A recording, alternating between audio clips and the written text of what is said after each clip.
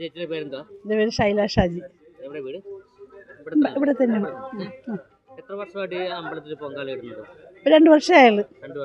2 വർഷമായിട്ട് പാൽപ്പൊങ്കാലാണ് ഇട്ടുകൊണ്ടിരിക്കുന്നത്. പാൽപ്പൊങ്കലും ഉണ്ട്, ശർക്കര പൊങ്കലും ഉണ്ട്. ഈ പാൽപ്പൊങ്കാല കൊണ്ടുള്ള ഉദ്ദേശം എന്താണ്? ഭഗവാന് തൃപ്തിപ്പെടുത്താനാ. അത് തന്നെ ദേവിക്ക് വേണ്ടി.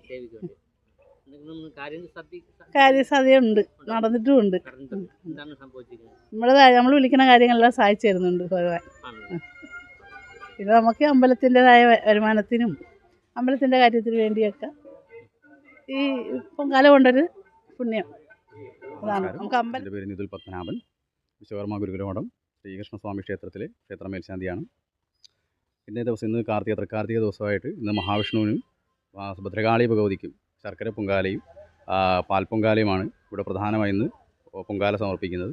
പൊങ്കാല സമർപ്പണത്തിൻ്റെ പ്രധാന ഉദ്ദേശം അല്ലെ അതിൻ്റെ ഉദ്ദേശം ശുദ്ധിയായിട്ട് പറയേണ്ട കാര്യം, പിൽക്കാലങ്ങൾ പണ്ട് കാലങ്ങളിൽ ഈ വയലുകളിലൊക്കെ ഏറ്റവും കൂടുതൽ വിളവെടുത്തുകൊണ്ടിരുന്നത് നെൽകൃഷിയായിരുന്നു. അപ്പോൾ നെൽകൃഷിയിൽ നിന്ന് തന്നെ അതിൽ കിട്ടുന്ന ആദ്യത്തെ ആദായം ഭഗവാൻ അല്ലെ ഭഗവതിക്ക് ഒരു നിവേദ്യമായി സമർപ്പിച്ചുകൊണ്ടിരുന്നത്. ആദ്യകാലങ്ങളിലൊക്കെ വയലുകളിലായിരുന്നു ഈ പൊങ്കാലയും കാര്യങ്ങളൊക്കെ ഏറ്റവും കൂടുതൽ. അവിടെ കുരുത്തോലയും അലങ്കാരമൊക്കെ വെച്ച് അവിടെ നിന്നായിരുന്നു ഇതിൻ്റെ ഒരു വിഹിതം അല്ലെ ഒരു ഭാഗം ഭഗവാൻ അല്ലെ ഭഗവതിക്ക് നിവേദ്യമായി നൽകിക്കൊണ്ടിരുന്നത്.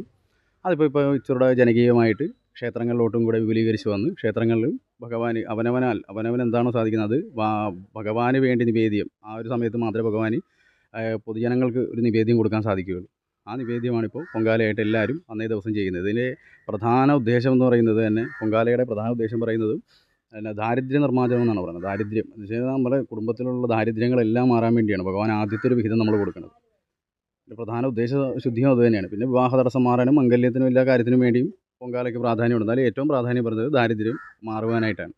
ആദ്യകാലങ്ങളിലൊക്കെ ഭഗവാന്റെ നിവേദ്യം കൊടുക്കുക എന്ന് പറയുന്നത് ഒരു സമൂഹത്തിൻ്റെ അല്ലെങ്കിൽ സമുദായത്തിൻ്റെയോ വ്യത്യാസങ്ങളും വേർതിരിവും ഉണ്ടായിരുന്ന സമയത്ത് ഈ പിന്നോക്കം എന്താ വെച്ച് കഴിഞ്ഞാൽ ക്ഷേത്ര ദർശനം നിഷേധിച്ച സമയങ്ങളൊക്കെ ഉണ്ടായിരുന്നു.